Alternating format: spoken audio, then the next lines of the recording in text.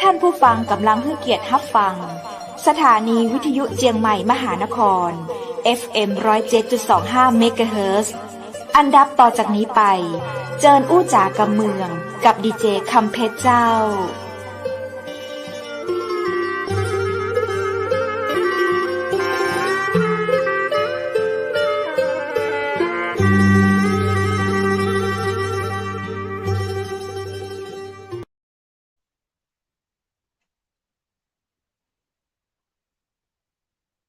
สวัสดีเจ้าสวัสดีคุณผู้ชมที่ฮักและกระตึงหาจัดนักนะเจ้า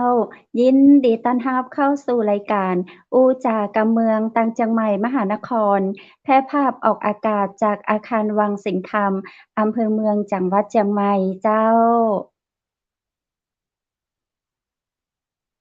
คุณผู้ชมเจ้าปีกว่ากับข้าเจ้าดีเจคำเพชรเจ้นเกยนะเจ้าเวลาดีๆ20:00 นถึง 21:00 นมาอู้มาจากกำเมืองด้วยกันนะเจ้าคุณผู้ชมวันนี้เฮามาฟ้ากันเป็นวันดีเนอจะใดข้าเจ้าก็ขอแสดงความยินดีกับเศรษฐีใหม่ทุกท่านตัวยนะเจ้าที่สนับสนุนรัฐบาลจนได้เป็นเศรษฐีใหม่กันในวันนี้นะเจ้าจะใดสำหรับไผที่มาได้เป็นเศรษฐีใหม่เตื้อก็จะไปท้อแท้นะเจ้าทำมาหากินกันต่อไปเนาะ1 เดือนเฮามีโอกาสลุ้นเป็นเศรษฐีใหม่อยู่2วันที่1กับวันที่16นะเจ้าวันนี้เฮาสละให้คนอื่นเป็นเศรษฐีใหม่ก่อนก็ได้แล้วเฮาค่อยเป็นมาลุ้นเปิ้นแล้ววันที่16กุมภาพันธ์ก็ค่อยไปลุ้นแถมสักใบหนึ่งก็ได้นะเจ้า80 บาทไปได้เนาะช่วยรัฐนะเจ้ารัฐก็จะได้เอามาช่วยคนไทยในประเทศไทยของเฮาต่อไปเนาะเจ้าคุณผู้ชมยินดีกับคนที่ได้เป็นเศรษฐีใหม่กันแล้วปิ๊กมาอู้มาจากันในรายการอู้จากกำเมืองตังเจียงใหม่มหานครในวันอังคารที่1กุมภาพันธ์2565ในวันนี้นั้นคุณผู้ชมเจ้าได้รับเกียรติจากท่านผู้ทรงคุณวุฒิที่ค่อนข้างจะอยากให้แฟนรายการบอกว่าจะฟังผ่าน FM 107.25 เมกะเฮิรตซ์รวมถึงตังในเครือข่ายนะเจ้าตังคลื่น FM นะเจ้าแล้วก็ทางเพจเจียงใหม่มหานคร YouTube เจียงใหม่มหานคร Facebook เจียงใหม่มหานครรวมถึงการแชร์ต่อกันให้ได้ติดตามฟังเรื่องราวดีๆที่มีสาระจากท่านผู้ทรงคุณวุฒิในวันนี้นั้นนะเจ้าท่านเจ้าในวันนี้เราจะได้มาติดตามรับฟังเรื่องราวดีๆจากท่านเลขาธิการสำนักงานมาตรฐานผลิตภัณฑ์อุตสาหกรรมแห่งประเทศไทยเลยเนอะในความที่เราเป็นประชาชนคนไทยหลายคนหลายท่านบัดเดี๋ยวนี้ซื้อหยังก็โดนหลอกซื้อหยังก็ของแท้ของปลอมอยปลอมอยแท้จะได้เนาะวันนี้เจ้าเรามาติดตามรับฟังจากหน่วยงานราชการที่เปิ้นกำกับดูแลด้านการมาตรฐานสินค้าของประเทศหรือว่ามาตรฐานมอก.ที่เราจะฮ้องกันเนาะมอม้าออ่างกอไก่นะเจ้าวันนี้ท่านเลขาจะมาอู้จากับเราในเรื่องของมาตรฐานสินค้าของประเทศหรือว่ามาตรฐานมอก.เป็นจะใดนั้นก็เดี๋ยวเจิญปากกับท่านเลยนะเจ้ายินดีต้อนรับท่านบรรจงสุกรีธาเจ้ายินดีต้อนรับเข้าสู่เจียงใหม่มหานครเจ้าสวัสดีครับสวัสดีครับสวัสดีเจ้าท่านฟังกำเมืองครับท่านฟังกำเมืองได้เนาะเจ้าอู้กำเมืองได้อยู่กำ2คำโอ้โหท่านเก่งเหรอคะเจ้าละอันเจ้าท่านเลขาอยู่ที่ไหนเจ้าตอนนี้อยู่ที่ห้องทำงานเลยครับเลิกงานแล้วก็ยังไม่ได้กลับแล้วก็เข้ารายการคุยกับพี่น้องนะครับครับที่ไหนอะเจ้าท่านสำนักงานที่ทำการใช่ไหมครับที่ทำการสำนักงานมาตรฐานผลิตภัณฑ์อุตสาหกรรมนี่ตั้งอยู่ถนนพระรามที่6ครับอยู่แถวอนุสาวรีย์ชัยถ้าง่ายที่สุดก็คืออยู่ตรงข้ามโรงพยาบาลรามาธิบดีตรงกันข้ามเลยหรือติดกับโรงงานเภสัชกรรมนะครับหาง่ายๆเจ้าครับกรุงเทพมหานครอากาศเป็นไดพ่องเจ้ากรุงเทพตอนนี้กรุงเทพช่วงนี้ถ้าตอนเช้ามาก็อากาศเย็นสบายหน่อยนะครับเดินตื่นมาแล้วก็เดินออกมาโผล่ดูหน้าตาดูหน้าต่างแล้วก็อากาศจะเย็นหน่อย แต่ถ้า เจ้า สายๆมาหน่อยก็จะร้อนอบอ้าวนิดๆนะครับครับ อ๋อเจ้าตังเหนือตอนนี้แต่เจ้าเขาเจ้าอยู่ที่จังหวัดแม่ฮ่องสอนนะเจ้าก็ประมาณมาถึง10 องศา โอ้ 8 องศาเจ้า โอ้อากาศดีครับ ปี เจ้า ที่แล้วผมเป็นผู้ตรวจราชการครับ2 เจ้า ปีที่แล้ว2 ปีที่แล้ว ก็ไปตรวจราชการที่แม่ฮ่องสอนก็ไปเดินตลาดเช้าครับ เช้า อ๋อ ไปเดินตลาดแม่เสลียงครับอุ้ย เจ้า ดี โอ้ มาก โห เลย เสียดายบ่ได้โอกาสเจอท่าน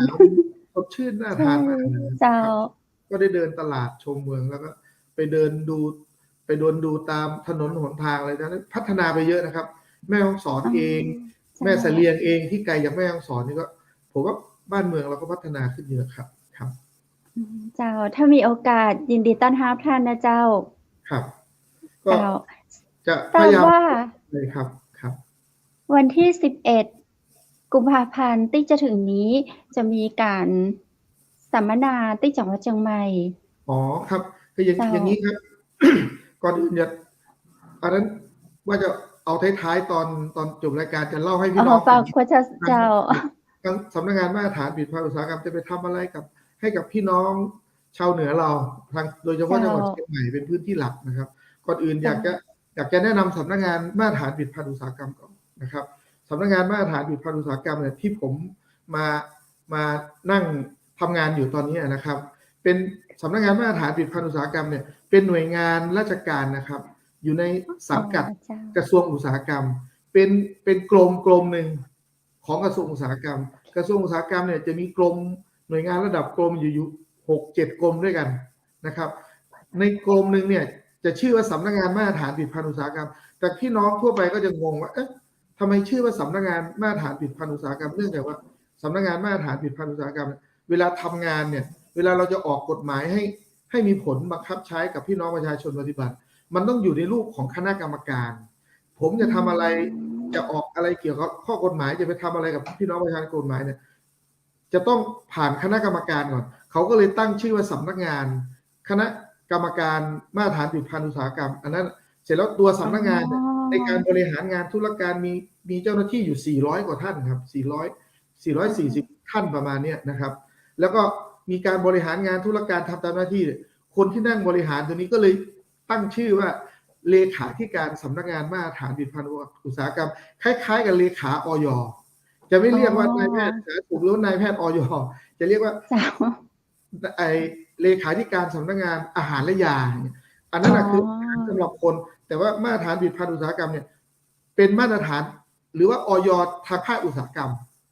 มาตรฐานสินค้าที่ผลิตออกจากโรงงานพวกนี้มันจะมีทั้งมาตรฐานทั่วไปมาตรฐานบังคับพวกนี้ออกมาบังคับถ้าบังคับก็คือบังคับเลยว่าผลิตแล้วต้องได้มาตรฐานเท่านั้นถ้าไม่ได้มาตรฐานเนี่ยขายก็ไม่ได้เอาไปไว้ครอบครองเพื่อจำหน่ายหรือผลิตหรือนำเข้าจากต่างประเทศก็ไม่ได้เลยอันนี้มาตรฐานนะครับตอนนี้ส่วนที่ผมอยากจะเล่าคือว่าสำนักงานมาตรฐานผลิตภัณฑ์อุตสาหกรรมโดยคร่าวๆจะมีหน้าที่อยู่สองเรื่องแรกนะครับมีหน้าที่ไปตรวจตราสินค้าพวกนี้เพื่อเป็นการคุ้มครองผู้บริโภคคุ้มครองพี่น้องประชาชนว่าซื้อสินค้าไปแล้วที่ทางราชการกำหนดว่าสินค้าต้องได้มาตรฐานเนี่ยผู้ผลิตผู้ขายจะต้องขายสินค้าได้มาตรฐานถ้าขายสินค้าไม่ได้มาตรฐานแล้วพี่น้องประชาชนสามารถร้องเรียนได้ที่ไหนอะไรยังไงก็ร้องเรียนได้ที่สำนักงานอุตสาหกรรมจังหวัดทั่วประเทศที่เป็นหน่วยงานของกระทรวงอุตสาหกรรมหน่วยนึงหรือว่าร้องเรียนผ่านเว็บไซต์ของสำนักงานมาตรฐานผลิตภัณฑ์อุตสาหกรรมก็ได้อย่างนี้นะครับอันนี้เขาเรียกว่าเป็นมาตรการคุ้มครองผู้บริโภคให้กับพี่น้องประชาชนผู้บริโภคในประเทศแล้วหน้าที่ที่2หน้าที่แรกเนี่ยคุ้มครองหน้าที่ที่2เนี่ยเป็นการไปส่งเสริมสนับสนุนพวกผู้ประกอบการที่อยู่ในประเทศไทยเราครับให้มีความสามารถในการผลิตสินค้าที่ได้มาตรฐานสามารถส่งออกไปขายต่างประเทศได้หรือขายในประเทศก็เป็นสินค้าที่มีมาตรฐานผู้บริโภคแล้วก็ไม่เกิดอันตรายคุ้มค่าในการซื้อของไปเสียเงินไปแล้วให้มันคุ้มค่ากับเงินที่จ่ายไปนะครับส่วนความปลอดภัยก็เช่นที่เรามีข่าวกันว่าเอาปลั๊กพ่วงซื้อปลั๊กพ่วงไปเนี่ยอยู่ข้างๆวิธีก็ไอดีเจคัมเพสเนี่ยอาจจะมีปลั๊กพ่วงในห้องแบบนี้แน่นอนท่านเสียบปลั๊กพ่วงเข้าไปแล้วหรือแบตเตอรี่สำรองที่ท่านซื้อไปพวกนี้เป็นสินค้ามาตรฐานบังคับถ้าไม่ได้มาตรฐานแล้ว มันจะเกิดอันตรายกับพี่น้องประชาชนทางราชการก็จะออกข้อกำหนดไว้ว่าใครจะผลิตสินค้าพวกนี้มาขายเนี่ยหนึ่งมันต้องมีรายละเอียดมันต้องมีมาตรฐานอย่างนี้มันต้องมีฉนวนเป็นยังไงต้องสามารถทนแรงดันไฟฟ้าได้เท่าไหร่ทนความร้อนได้เท่าไหร่พวกนี้นะราชการก็จะกำหนดให้อันนี้เป็นหน้าที่สมอที่จะไปคุ้มครองแล้วก็ไปส่งเสริมให้ผู้ประกอบการผลิตสินค้าให้ได้มาตรฐานอันนี้หน้าที่คร่าวๆ2เรื่องนะครับในส่วนบทบาทของสำนักงานมาตรฐานผลิตภัณฑ์อุตสาหกรรมเนี่ยก็จะมีอะไรครับสำนักงานมาตรฐานผลิตภัณฑ์อุตสาหกรรมเนี่ยณวันนี้นะครับที่ผมกำลังคุยกับท่านดีเจอยู่เนี่ยก็เป็นกระบวนการหนึ่งของสำนักงานมาตรฐานที่จะสื่อสารกับพี่น้องประชาชนเพื่ออะไรครับเพื่อให้พี่น้องประชาชนผู้บริโภคเนี่ยยอมรับหรือเชื่อมั่นในตราสินค้ามอกที่สำนักงานมาตรฐานออกไปเนี่ยเหมือนอย.ยาเนี่ยครับณวันนี้คนไทยก็เจริญพัฒนาขึ้นเยอะถ้าไปซื้อเรื่องอาหารการกินซื้อยาเนี่ยถ้าไม่มีอย.เนี่ยไม่มีใครซื้อเลยไม่กล้าซื้อเหมือนกันครับสมอเราก็จะพยายามทำให้พี่น้องประชาชนเราเนี่ยตระหนักว่าถ้าไปซื้อสินค้าที่ใช้เป็นชีวิตประจำวันเนี่ยที่ทางราชการกำหนดเนี่ยมันต้องเป็นสินค้าที่ได้มอกนะมอกแท้มอกปลอมเหมือนพิธีกรนักกำลังคิดในใจเลยเจ้าของปลอมของแท้เป็นยังไงวันนี้ผมจะเล่าให้ฟังคร่าวๆนะครับในส่วนของสมอเนี่ยจะมีผลิตภัณฑ์ที่เป็นสินค้าของสมอเนี่ยเป็นเขาใช้ตราใช้โลโก้สมอเนี่ยจะมีตรามอกแรกครับเป็นมอกทั่วไปนะครับขอทางรายการขึ้นตามอกเลยก็ได้ครับตาสีน้ำเงินที่เป็นรูปข้าวหลามตัดเนี่ยอยากให้พี่น้องประชาชนแล้วว่าเป็นรูปข้าวหลามตัดแล้วมันตะแคงอยู่เนี่ยตัวสีน้ำเงินที่จะขึ้นต่อไปในภาพเนี่ยเป็นมาตรฐานทั่วไปครับสินค้ามาตรฐานทั่วไปเนี่ยครับที่อยู่บนจอเนี่ยจะเป็นสัญลักษณ์ของมอกทั่วไปคือมาตรฐานสินค้าทั่วไปคือราชการก็จะกำหนดว่าถ้าใครอยากได้ตราเนี่ยไปติดที่ตัวสินค้าตัวเองมันก็จะทำให้สินค้าดูดีมีระดับขึ้นมาหน่อยนึงถ้าไม่มีสินค้าตัวนี้ถ้าออกจากโรงงานเนี่ยก็พี่น้องก็อาจจะไม่มีความมั่นใจว่าสินค้านี่มันได้มาตรฐานหรือเปล่าใครโรงงานไหนผลิตจะขอก็ได้ไม่ขอก็ได้เอาตราสัญลักษณ์ตัวนี้ไปติดที่ตัวสินค้าแต่ถ้าเมื่อได้รับอนุญาตให้เอาไปติดแล้วเนี่ยผู้ที่จะเอาไปติดจะต้องผลิตสินค้าให้ได้มาตรฐานถ้าไม่ได้มาตรฐานท่านก็จะมีโทษตามกฎหมายอันนี้สัญลักษณ์แรกอันนี้ตัวสินค้าของมก.ที่หยอกไปสัญลักษณ์แรกสัญลักษณ์ที่2นี่ก็จะเป็นตัวสัญลักษณ์เหมือนกันนี่แหละครับแต่มีวงกลมล้อมรอบอาจจะเป็นสีแดงครับแต่ในกฎหมายไม่ได้บอกว่าต้องเป็นสีแดงครับเป็นสีอะไรก็ได้เพียงแต่ให้มีความชัดเจนอย่างคือว่าถ้าเติดสินค้าแพคเกจจิ้งหรือขวดมันเป็นสีแดงเราเอาสัญลักษณ์ตัวนี้ไปใส่ถ้ากฎหมายกำหนดว่าสีแดงเอาสีแดงมันก็มองไม่เห็นเราก็เลยบอกว่าเอาสีไหนก็ได้ที่ดูแล้วให้มันเด่นชัดขึ้นแต่จำง่ายๆว่าเมื่อกี้บังคับไม่บังคับเนี่ยจะไม่มีวงกลมล้อมรอบถ้ามีวงกลมล้อมรอบเมื่อไหร่คือมาตรฐานบังคับนั่นก็คือว่าคนที่โรงงานที่จะผลิตคนที่จะนำเข้าจากต่างประเทศหรือคนที่จะเอาไว้ครอบครองอย่างถ้าเชียงใหม่แถวต่างจังหวัดลำพูนลำปางพวกนี้ครับร้านค้าขายของส่งพวกนี้จะเยอะที่สุดแล้วอย่างตามซุปเปอร์สโตร์ทั้งหลายร้านโมเดิร์นเทรดทั้งหลายที่ขายในเชียงใหม่เองเนี่ยขายสินค้าพวกนี้นะครับถ้าครอบครองไว้แล้วสินค้านั้นไม่ได้มาตรฐานณวันนี้ทางราชการก็กำหนดมาตรฐานสินค้าเนี่ยทั้งตัวสีน้ำเงินเมื่อกี้นี่ก็สีแดงตัวนี้นะครับรวมแล้วเนี่ยวันนี้ประมาณ 3,900 รายการ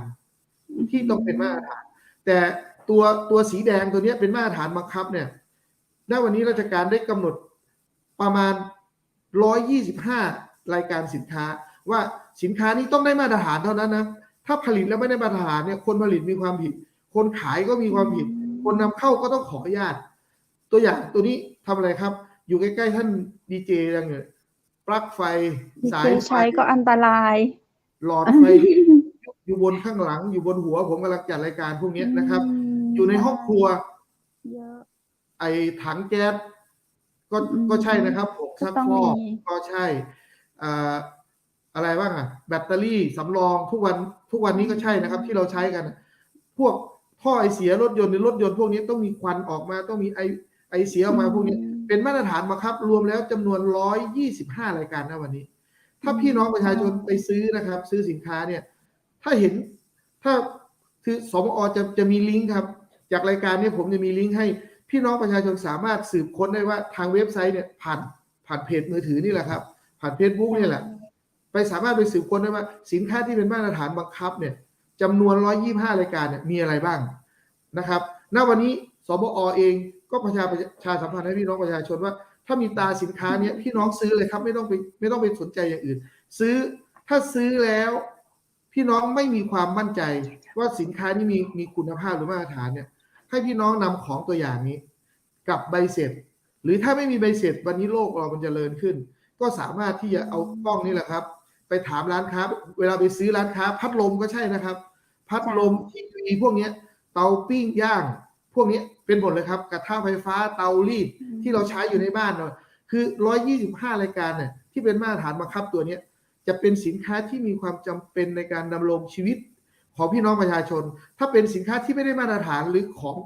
องเรียนแบบของไม่มีมาตรฐานนะอาจจะทำให้พี่น้องประชาชนใช้ไปแล้วไม่มีหนึ่งเนี่ยเครื่องทำน้ำอุ่นกำลังอาบน้ำอุ่นไปกำลังอาบไปยกท่านต้องเอานะไฟอาจจะช็อตเสียชีวิตก็ได้หรือกำลังรีดผ้าไปไฟรั่วออกมาตรงมือกำลังจับอย่างเงี้ยพวกนี้นะครับมาตรฐานจะกำหนดในเรื่องความปลอดภัยให้กับพี่น้องประชาชนถ้าสงสัยไปซื้อร้านค้าขอใบเสร็จแต่ถ้าไม่มีใบเสร็จท่านเซลฟี่กับร้านเลยเนี่ยถ่ายเป็นหลักฐานว่าสักวันหนึ่งเราซื้อไปอาจจะไม่ได้มาตรฐานอาจจะสงสัยไม่ออกใบเสร็จให้กล้องเซลฟี่เก็บไว้ในกล้องเมื่อสงสัยไม่คุณเอาไปไหนครับในวันนี้เอาไปแจ้งที่สำนักงานอุตสาหกรรมจังหวัดซึ่งเป็นหน่วยงานในสังกัดกระทรวง75จังหวัดในภาคเหนือเชียงใหม่ลำปางลำพูนแม่ฮ่องสอนหรือไปที่ศูนย์ดำรงธรรมของจังหวัดก็ได้ครับราชการเดี๋ยวนี้ก็จะมีการส่งต่อกันไปเรื่อยๆนะครับแล้วพี่น้องประชาชนสามารถส่งโดยตรงที่สมอ.ก็ได้ไม่ต้องขับรถมาไม่ต้องส่งพัสดุครับท่านถ่ายรูปของตัวอย่างแล้วก็ส่งมาทางอินบ็อกซ์ใน Facebook มีเพจของสมอ.เขียนว่าสำนักงานมาตรฐานผลิตภัณฑ์อุตสาหกรรมเนี่ยเพจตัวนี้ก็จะวิ่งขึ้นมาให้พี่น้องได้ทราบเลยนะครับอันนี้2สัญลักษณ์แล้วนะครับอีกสัญลักษณ์หนึ่งที่สมอ.ทำงานอยู่ก็คือสัญลักษณ์ที่เป็นหน่วยงานสมอ.เนี่ยเป็นหน่วยงานที่ทำหน้าที่ด้านการมาตรฐานของประเทศไทยเป็นตัวแทนของรัฐบาลนะครับที่ไปทำหน้าที่ตกลงกับกลุ่มประเทศหรือพันธกรณีกลุ่มประเทศอย่างเช่นพวก ISO WTO พวกนี้ครับประเทศไทยเราไปเป็นสมาชิกแล้วมีการออกมาตรฐานที่บ้านเราเนี่ยสามารถรับรองได้ทั่วโลกอย่างพวกเราทำกันจะมี ISO 9000 ISO 14000ว่าด้วยสิ่งแวดล้อมใช่ไหมครับถ้า 18,000 ก็เป็นเรื่องแรงงานอย่างนี้นะครับสำนักงานมาตรฐานว่าด้วยการมาตรฐานแห่งชาติหรือ NAC ตัวนี้นะครับจะเป็นหน่วยงานที่ตัวนี้นะครับจะเป็นหน่วยงานที่ทำงานระดับโลกเลยครับจะมีสังกัดทั่วโลกถ้ามีเห็นสัญลักษณ์พวกนี้ก็จะรู้กันเลยว่าอันนี้คือของประเทศไทยอันนี้คือของอเมริกาแต่พูดรวมๆแล้วคืออยู่ในเรื่องของ ISO 9000 นะครับหน่วยงานนี้จะมีหน้าที่ไปรับรองให้กับหน่วยตรวจสอบเช่นณวันนี้สำนักงานมาตรฐานผลิตภัณฑ์อุตสาหกรรมก็รับรองให้กับวช.หรือสวทช.หรือกับสถาบันรับรองมาตรฐานผลิตภัณฑ์ของประเทศไทยนะครับให้สามารถไปตรวจประเมินได้แต่สมอ.ไม่ได้ไปรับรองออกใบประกาศISO ให้นะครับแต่จะไปรับรองคนไปตรวจเพื่อไปตรวจรับรองให้กับระบบหรือไปรับรองห้องแลบให้กับห้องแลบในการตรวจวิเคราะห์เช่นอยู่ที่เชียงใหม่ห้องตรวจสอบมลพิษทางอากาศของกระทรวงทรัพยากรธรรมชาติและสิ่งแวดล้อมหรือของกรมโรงงานหรือหน่วยงานเอกชนห้องแลบเอกชนก็ได้ครับเมื่อสมอ.ให้การรับรองตัวนี้ไปแล้วเนี่ยผลการรับรองของห้องแลบพวกนี้นะครับหรือการตรวจประเมินของผู้ตรวจประเมินตัวนี้จะมีผลบังคับใช้ทั่วโลกเลยนะครับอันนี้หน้าที่หนึ่งของสมอ.ที่จะไปทำนะครับอีกอันนึงนะครับเป็นมาตรฐานของสำนักงานมาตรฐานผลิตภัณฑ์อุตสาหกรรมที่ทำกันมานานแล้วผมคิดว่าถ้าผมพูดไปปุ๊บเนี่ยทางพี่ดีเจคำเพชรก็จะเข้าใจเลยเห็นตั้งเยอะตั้งแยะเช่นมาตรฐานผลิตภัณฑ์ชุมชนครับออกให้สำหรับผลิตภัณฑ์ชุมชนบ้านเราเนี่ยเยอะแยะเชียงใหม่เนี่ยทำผ้าทำของขบเคี้ยวขนมขบเคี้ยวเวลาเราไปเที่ยวก็คือสินค้าโอท็อปส่วนหนึ่งสินค้าโอท็อปบางรายการเนี่ยโดยเฉพาะสินค้าที่ได้4 ดาว 5 ดาวเนี่ยนะครับจะมีสัญลักษณ์ตัวนี้ไปอยู่เพราะอะไรถ้าท่านไม่ได้สัญลักษณ์ตัวนี้ไปติดนะครับคะแนนท่านจะหายไป20 คะแนนเลยเพราะว่าในคะแนนเวลาประกวดกันว่า แข่งขันกันว่าใครจะได้สินค้า5ดาวโอท็อป4ดาว5ดาวเนี่ยมันจะมีคะแนนมาตรฐานผลิตภัณฑ์ชุมชนตามสัญลักษณ์ตัวนี้นะครับ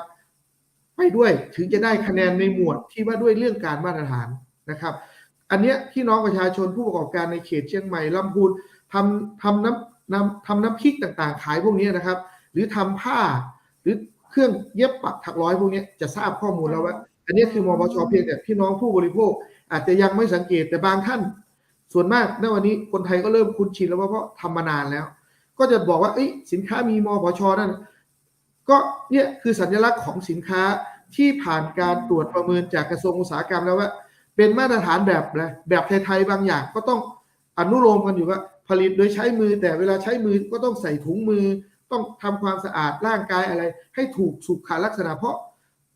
มาตรฐานตัวนี้เป็นมาตรฐานที่ออกให้สำหรับพี่น้องประชาชนผู้ประกอบการระดับรากหญ้าหรือระดับชุมชนท้องถิ่นเราเลยนะครับอันนี้เป็นมาตรฐานมพช.นะครับอีกอันนึงเป็นมาตรฐานมกเอสครับมาตรฐานมกเอสเนี่ยเป็นมาตรฐานที่สำนักงานมาตรฐานผลิตภัณฑ์อุตสาหกรรมเนี่ยเล็งเห็นปัญหาว่าผู้ประกอบการระดับ O-Top ใช่ไหมครับที่ผมว่าเมื่อกี้เนี่ยแล้วก็สูงขึ้นไปก็เป็น ISO เป็นมกเลยมันมีผู้ประกอบการกลุ่มหนึ่งที่กลุ่มไม่โตมากอยู่ที่บ้านก็มีคนทำงานอยู่2คน3คนไม่โตมากจะขอ ISO ก็ไม่ได้1โครงสร้างไม่ได้การรับรองทีนึง ISO ก็เป็นแสนค่ารับรองเป็นแสนการตรวจประเมินครั้งหนึ่งก็เป็นหมื่นนะครับมกเหมือนกันมกบังคับมกทั่วไปเนี่ยเจ้าหน้าที่จะเดินทางไปตรวจประเมินทีนึงเนี่ยเป็นหมื่นการตรวจวิเคราะห์ตัวอย่างสินค้าครั้งหนึ่งนี่อย่างผิดพันผ้าที่พี่ดีเจคล้องคออยู่พันคออยู่ทีนึงนี่15,000นะครับเพื่อจะมาออกมาตรฐานเนี่ยผู้ประกอบการไม่สามารถที่จะทำได้เราทางสบอก็เลยเห็นว่าอันนี้เราต้องหาทางช่วยคือผู้ประกอบการรายเล็กๆระดับชาวบ้านเราเนี่ยหรือ SME เนี่ยถ้าไม่มีเนี่ยทางราชการเนี่ยก็ต้องหาไปให้นะหาความรู้หาปัจจัยไปให้ไปทำไปสอนให้เป็นสอนเป็นแล้วไม่ได้มาตรฐานก็ต้องไปสอนว่าทำยังไงจะได้มาตรฐานมีความเชื่อมั่นคำว่ามาตรฐานก็คือว่าคุณภาพต้องคงเส้นคงวาไม่ใช่ว่าผ้าผืนนี้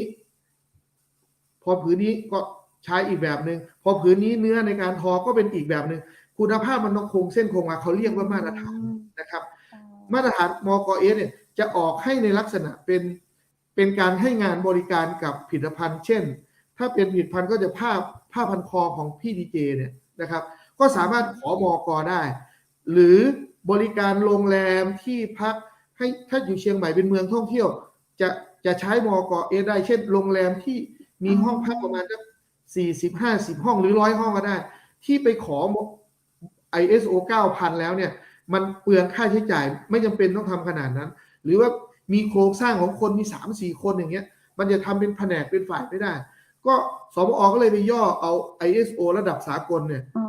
ISO เนี่ยลงมาเป็นมกเอสครับคำว่า S เนี่ยอาจจะเป็นสตาร์ทอัพก็ได้จะเป็น SME ก็ได้จะเป็นสเปเชียลหรือออกให้สำหรับคนพิเศษสำหรับธุรกิจหรืออุตสาหกรรมหรือสินค้าที่เป็นพิเศษแต่เราไม่ได้คิดว่าต่างประเทศจะมายอมรับมาตรฐานตัวนี้เรามากนะแต่เราต้องการปูพื้นฐานให้สำหรับ SME ในประเทศไทยว่าให้คนไทยที่ผลิตสินค้าพวกนี้ทั้งบริการเช่นเชียงใหม่มีสปาอาจจะให้บริการนักท่องเที่ยวเช่าปางช้างหรือให้ปั่นรถมีจักรยานให้เช่ามีรถตู้ให้เช่ารับกำจัดปลวกตัดขนสุนัขพวกนี้นะครับร้านถ่ายเอกสารอยู่ในเมืองเชียงใหม่เยอะแยะพวกนี้สามารถขอมกเอสได้นะครับถ้าเป็นภาคบริการจะไม่เสียค่าใช้จ่ายใดๆเลยแต่ถ้าเป็นภาคผลิตยังมีผลิตภัณฑ์เช่นผ้าพันคอพี่ดีเจเนี่ยก็จะเสียค่าตรวจวิเคราะห์แต่ค่าบริการของภาครัฐเนี่ยรัฐไม่คิดแต่ท่านจะเสียค่าวิเคราะห์ห้องแลบในการตรวจวิเคราะห์ว่าผ้ามันมีคุณภาพเช่นสีที่ย้อมเป็นสีที่ทำลายผิวไหมมีความเป็นกรดเป็นด่างของเนื้อผ้าเยอะไปหรือเปล่าถ้ามีความเป็นด่างมากไปมันจะทำลายผิวทำให้เกิดเป็นโรคมะเร็งผิวหนังได้อย่างเงี้ยอันนี้จะเสียค่าใช้จ่ายในการตรวจวิเคราะห์แต่ถ้าเป็นบริการร้านนวดสปาร้านให้บริการเช่ามอเตอร์ไซค์หรือโรงแรมเกสต์เฮาส์พวกนี้นะครับสนามซ้อมมวยสนามชกมวยสนามวัวชนสนามชนไก่พวกนี้กีฬาพวกนี้เป็นการให้บริการจะไม่เสียค่าใช้จ่ายใดๆทั้งสิ้นเลยนะครับในเบื้องต้นถ้าจะขอมกเอสตัวนี้ใกล้ที่สุด เหมือนมผช.ก็ไปขอได้ที่สำนักงานอุตสาหกรรมจังหวัดในพื้นที่ครับแม่เสลียงก็ไปที่สำนักงานอุตสาหกรรมจังหวัดแม่ฮ่องสอนแต่ถ้าไม่อยากไปสำนักงานอุตสาหกรรมแม่ฮ่องสอนยื่นออนไลน์ครับ www.tisi.go.th เนี่ยเป็นเว็บไซต์ของสำนักงานมาตรฐานผลิตภัณฑ์อุตสาหกรรมเนี่ยก็สามารถยื่นออนไลน์ได้ครับพอได้เจ้าหน้าที่ได้ข้อมูลเรียบร้อยแล้วเนี่ยระหว่างสำนักงานมาตรฐานผลิตภัณฑ์อุตสาหกรรมกับสำนักงานอุตสาหกรรมจังหวัด76จังหวัดทั่วประเทศเนี่ยรวม77จังหวัดทั้งกรุงเทพมหานครเนี่ยจะติดต่อไปทางพี่น้องเองว่าจะนัดหมายว่าขอสัมภาษณ์ขออะไรเนื่องจากสถานการณ์โควิดตรงนี้ก็ไม่ต้องห่วงครับทางสมอ.มีบริการตรวจประเมินให้คำรับรองออนไลน์กับพี่น้องประชาชนได้เลยอาจจะไม่มีโปรแกรม Zoom หรือเหมือนออนไลน์ที่เราคุยกันตอนนี้ถ้ามี Facebook ไลฟ์ก็คุยกันได้เลยนะครับว่านัดแนะกันว่าจะตรวจจะประเมินเจ้าหน้าที่จะสอนให้ทางออนไลน์เลยแต่ถ้าเมื่อไหร่สถานการณ์มันปกติโควิดมันดีขึ้นแล้วเนี่ยเราก็คงจะต้องลงพื้นที่ไปพบไปสอนไปดูสถานที่จริงอย่างวันนี้เราก็ออกมกเอสนะครับให้กับหมู่บ้านออนใต้นะครับที่เชียงใหม่เป็นหมู่บ้านนำเที่ยวเป็นหมู่บ้านอยู่บ้านออนใต้อยู่จังหวัดเชียงใหม่นะครับได้รับมกเอสหมู่บ้าน CIV หรือหมู่บ้านอุตสาหกรรมสร้างสรรค์หมู่บ้านแรกของประเทศไทยตอนนี้วันที่11เนี่ยครับทางสมอ.โดยท่านปลัดกระทรวงอุตสาหกรรมให้เกียรติเดินทางไปเป็นประธานมอบหนังสือรับรองตัวนี้ให้กับหมู่บ้านออนใต้รู้สึกจะเป็นชื่อว่าวิสาหกิจชุมชนออนใต้นะครับได้รับคือผ่านการตรวจประเมินจากสมอ.ในขั้นในระดับดีเด่นนะครับว่าผ่านการประเมินว่าการเข้าไปเที่ยวในหมู่บ้านสามารถตรวจสอบย้อนกลับได้มีความปลอดภัยการบริการต่างๆในกระบวนการเนี่ยอยู่ในเกณฑ์มาตรฐานที่สังคมด้านการมาตรฐานทั่วไปเขายอมรับกันได้อันนี้ยกตัวอย่างนะครับที่ผมพูดมาทั้งหมดเนี่ยจะมีมาตรฐานทั้งหมดที่สมอ.ดูแลอยู่เนี่ยจะมีทั้งหมด5มาตรฐานนะครับ5มาตรฐานแล้วจะเห็นว่าภารกิจของสมอ.เนี่ยจะเยอะมากเลยแต่ส่วนที่มีข้องกับพี่น้องประชาชนจริงๆก็จะมีมก.ทั่วไปมก.บังคับแล้วก็จะมีมผช.ซึ่งอนาคตต่อไปก็จะมีมก.เอสที่ผมเล่าให้ฟังหลังสุดเข้าไปเกี่ยวข้องส่วนที่เป็นมาตรฐาน ISO 9000 อะไรพวกนั้นเป็นมาตรฐานระดับโลกเนี่ยผมคิดว่าธุรกิจบริการขนาดใหญ่ในประเทศไทยหรือเชียงใหม่เนี่ยมีเยอะนะครับเชียงใหม่บริษัทที่ลงทุนแล้วเพื่อจะส่งออกอย่างเดียวเนี่ยผมยืนยันว่าต้องทำมาตรฐาน ISO ไม่ 9,000 ก็ 14,000 หรือ 18,000 นะครับพวกนี้นะครับเวลาส่งไปต่างประเทศมันจะเกิดการยอมรับณวันนี้ผมก็อยากจะนำเรียนพี่น้องประชาชนทั้งที่เป็นผู้บริโภคทั้งที่เป็นผู้ผลิตที่ฟังรายการนี้อยู่ว่าผมยืนยันว่าจากหลังโควิดหรือตั้งแต่นี้เป็นต้นไปเนี่ยถ้าผู้ประกอบการทำธุรกิจแล้วเนี่ยถ้าไม่มีมาตรฐานอะไรรองรับนะครับยากที่จะขายบริการที่จะขายสินค้าได้นะครับเพราะสังคมจะไม่เกิดความเชื่อมั่นในการให้บริการหรือการใช้สินค้านั้นๆนะครับก็นำเรียนทางพี่ดีเจมานานพอสมควรพี่ดีเจมีอะไรจะซักถามอะไรเพิ่มเติมไหมครับผมก็จะมีประเด็นที่จะนำเรียนพี่น้องประชาชนทราบเป็นช่วงๆไปครับฟังแล้วก็ภูมิใจแทนคนไทยนะจ๊ะว่าต่อไปเราจะได้อยู่บนโลกในประเทศไทยของเราแบบในความปลอดภัยมากยิ่งขึ้นซึ่งเราเห็นสัญลักษณ์มาตั้งแต่เนาะสีน้ำเงินแล้วก็สีแดงที่มีครอบอันนี้คือจะครอบกับสีไหนก็ได้เนาะเปลี่ยนไปตามผลิตภัณฑ์นั้นๆให้เห็นความชัดเจนยิ่งขึ้นแฮมโปรตีเขาเจ้าหัวซึอยากเล่าให้พี่ดีเจว่าไอ้ที่มีวงกลมล้อมรอบเนี่ยให้จำง่ายๆว่าถ้าเมื่อไหร่มีวงกลมล้อมรอบห้ามออกนอกวงกลมก็คือบังคับมาตรฐานต้องอยู่ในวงกลมเท่านั้นก็คือห้ามออกนอกกรอบต้องได้มาตรฐานเท่านั้นก็เลยเอาวงกลมวงล้อมรอบไว้เพื่อง่ายต่อการจำนะครับอันนี้ก็จะสื่อความหมายให้กับทางพี่ดีเจเล่าให้พี่น้องประชาชนได้ครับแล้วยังได้มาแล้วนี่มีอายุก็เจ้าไอ้พวกนี้ใช่ไหมครับไม่มีอายุครับก็ทุกปีก็จะมีการตรวจประเมินจนกระทั่งทางราชการมีการตรวจประเมินบอกว่าท่านตรวจแล้วท่านไม่ผ่านนะเรื่องอะไรบ้างแล้วก็มีหนังสือแจ้งว่าให้ปรับปรุงกระบวนการผลิตนะก็ยังเพิกเฉยอีกทางราชการก็จะสั่งพักใช้ แล้วก็ อ๋อ รับใช้แล้วก็ยังไม่ปรับอีกก็จะเพิกถอนหรือยกเลิก เจ้า มาตรฐานไป อืม แล้วหลังจากนั้นไปธุรกิจหรือผู้ผลิตนี้ก็ไม่สามารถที่จะเอาตาสัญลักษณ์พวกนี้ไปติดได้นะครับ ตอนนี้ เจ้า ในโอกาสต่อไปจากนี้ไปผมจะเน้นในเรื่องมก.ที่มีวงกลมล้อมรอบสีแดงเมื่อกี้ครับพี่ดีเจ เจ้า ครับ ก็คือว่าในจำนวน125รายการเนี่ยอยากให้พี่น้องประชาชน ผู้ครอบครองเอาไว้จำหน่ายในพื้นที่ภาคเหนือแม่ฮ่องสอน โดยเฉพาะแม่เสลียงแม่ฮ่องสอน เชียงใหม่ลำพูนลำปางชายเหนือตรงเนี้ยให้ท่านจำไว้แล้วว่า ถ้าท่านซื้อคนขายเนี่ยจะซื้อไปขายเนี่ยถ้าท่านซื้อของจากกรุงเทพ1ท่านต้องขอใบเสร็จกับเขาด้วย เจ้า 2ใบนำส่งสินค้า จากบริษัทต้นทางจากกรุงเทพหรือนำเข้าก็ได้ ว่าสินค้าที่ซื้อเนี่ยเขียนเลยว่าสินค้าเป็นมาตรฐานมก.เลขที่เท่าไหร่คนซื้อไปขายต้องมีความรู้แล้ว ไม่อย่างนั้นสมอ.คงไม่ไปเสียเวลาหรืองบประมาณเนี่ยราชการไปจัดสัมมนาในวันที่11ให้พี่น้องประชาชนทราบว่าเวลาซื้อไปขายเนี่ยให้ดูอะไรบ้าง1ใบเสร็จ2ใบส่งของนะครับ เวลาเจ้าหน้าที่ไปตรวจสมอ.เองเนี่ยจะส่งเจ้าหน้าที่ไปตรวจเป็นระยะนะครับ โดยเฉพาะจังหวัดเชียงใหม่ตอนนี้เรามีข่าวส่งมาว่ามีการนำเข้าเมลามีนที่ไม่ได้มาตรฐานเมลามีนจานเมลามีนนะครับ พวกนี้นะครับถ้าไม่ได้มาตรฐาน เวลาท่านใส่อาหารไปสารเคมีก็จะละลายแล้วเข้าปากไปเรื่อยๆพอสุดท้ายก็จะเป็นโรคภัยไข้เจ็บไม่สบายพวกนี้นะครับ ต้องมีมาตรฐาน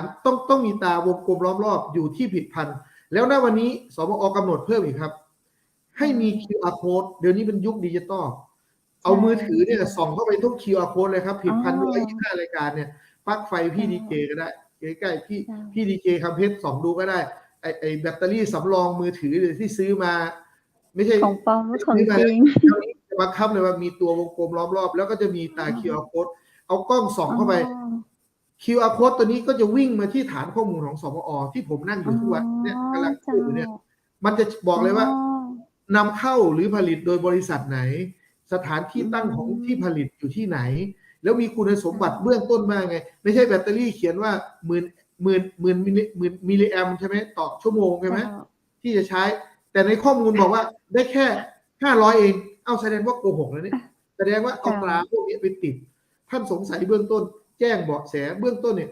ผมก็อยากจะง่ายที่สุดผมว่าพี่น้องประชาชนเนี่ยแจ้งไปทางดีเจนี่แหละสถานีวิทยุนี่แหละกำลังออกรายการนี่แหละบอกพี่ดีเจไอ้คำเพชรเนี่ยพี่ดีเจคำเพชรก็ประสานทางสมอ.หรือประสานทางสำนักงานอุตสาหกรรมจังหวัดแม่ฮ่องสอนได้ยินดีเลยเนาะเราคงประชาชนความร่วมมือกับเครือข่ายทุกภาคส่วนนะครับ เพื่อทำงานร่วมกันให้กับพี่น้องประชาชนได้ใช้ของดีได้ใช้ของซื้อแล้วคุ้มค่านะครับ ตอนนี้เวลา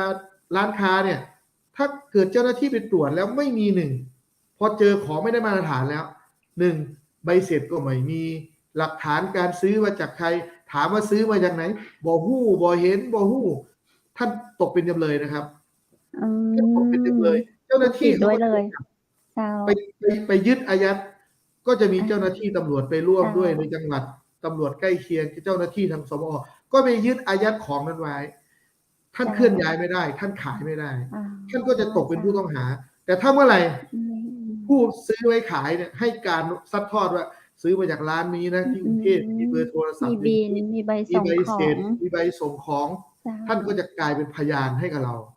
แต่เราจะไม่บอกหรอกว่าท่านเป็นพยานยังไงเราก็จะมีข่าวจากท่านแล้วเราก็จะบุกไปตรวจที่โรงงานต้นทางซึ่งในปีนี้นะครับสมอ.ไปตรวจยึดสินค้าที่ไม่ได้มาตรฐานพวกนี้เช่นพี่ดีเจเชื่อไหมที่นั่งอยู่เนี่ยอาคารที่ผมนั่งอยู่รวมทั้งพี่ดีเจนั่งอยู่เนี่ยพี่ดีเจคำเพชรนั่งอยู่เนี่ยมีมาตรฐานบังคับสินค้า125รายการเนี่ยมีทั้งหมดประมาณนะครับ65รายการอยู่ในบ้านเราเนี่ยนั่งอยู่เนี่ยในตึกเนี่ยไล่ไปเลยครับใต้ดินเหล็กข้ออ้อยที่ทำเสาเข็มก็เป็นมาตรฐานสูงขึ้นมาหน่อยนึงก็ปูนเนี่ยปูนปอร์ตแลนด์เทคานเทอะไรก็เป็นมาตรฐานบังคับสูงขึ้นมาหน่อยนึงกระเบื้องปูพื้นก็เป็นหลอดไฟสายไฟบลาสตาร์เตอร์พัดลมตู้เย็นเครื่องซักผ้าผงซักฟอกพวกนี้เป็นหมดเลยครับไม้ขีดไฟทั้งที่เป็นแก๊สทั้งที่เป็นไม้ขีดหัวแดงๆเนี่ยสมัยโบราณเราใช้ตรงนี้ใช่ไหมครับพวกนี้เป็นมาตรฐานหมดเลยสูงจากหัวเราขึ้นไปหน่อยเป็นอะไร หลังคาเหล็กตัว C มุงหลังคาพวกนี้เป็นมาตรฐานบังคับหมดเลยนะครับท่อน้ำ PVC ที่ใช้ในอาคารก่อสร้างพวกนี้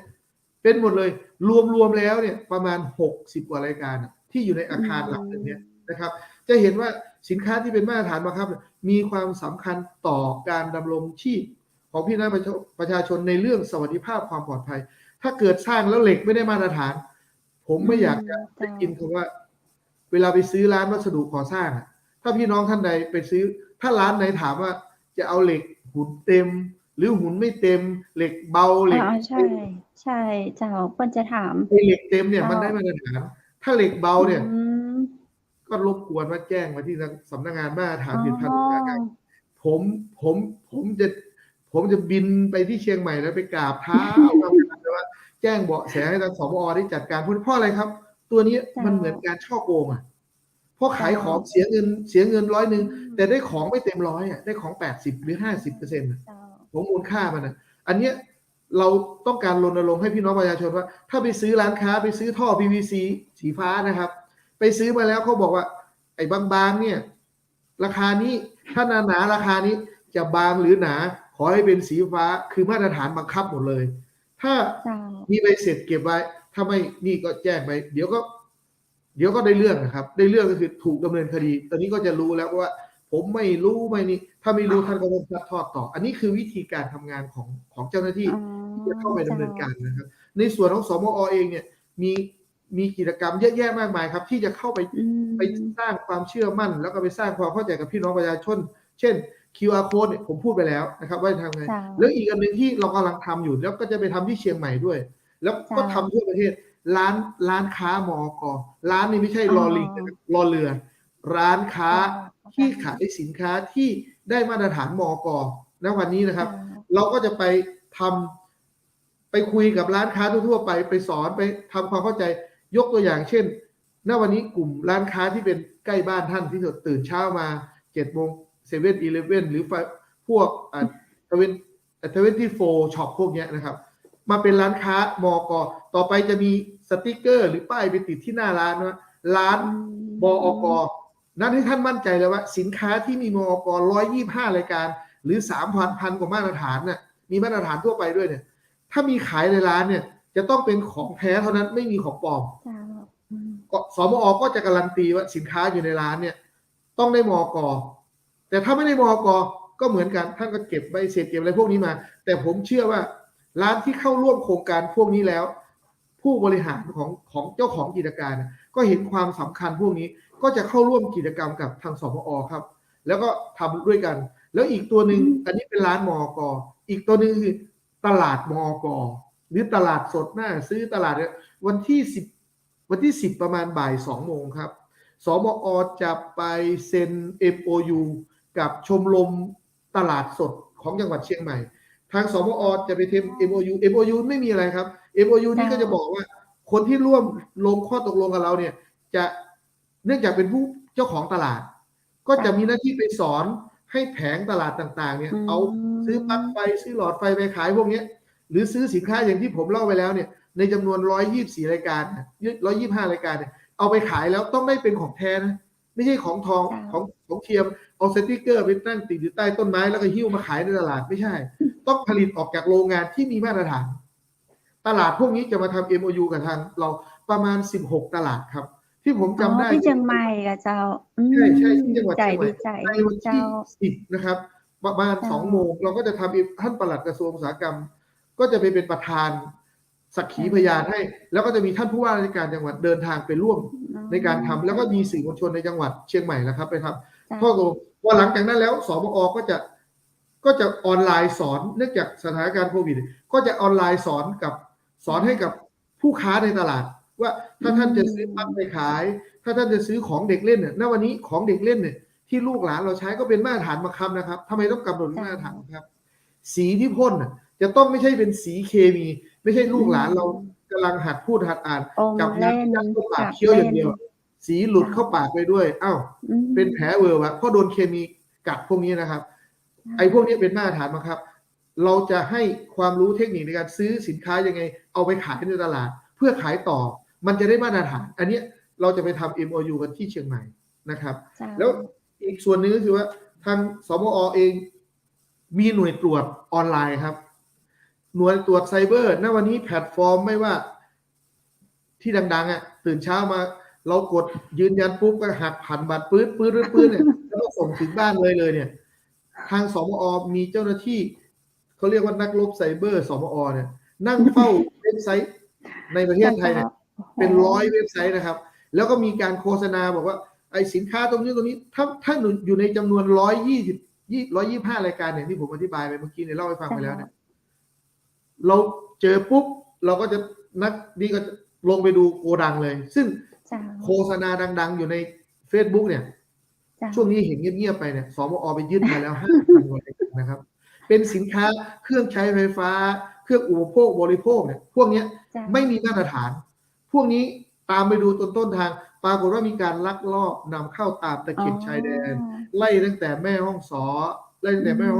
นแม่สอดเชียงราย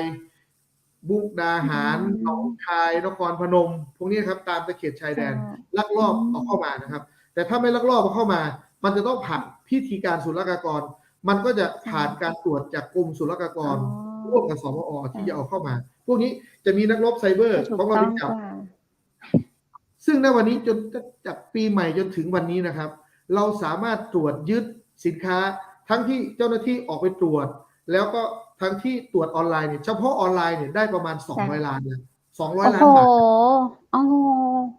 ตรวจยึดสินค้าที่โฆษณาแล้วมีคนร้องเรียนชาวบ้านหรือประชาชนซื้อไปแล้ว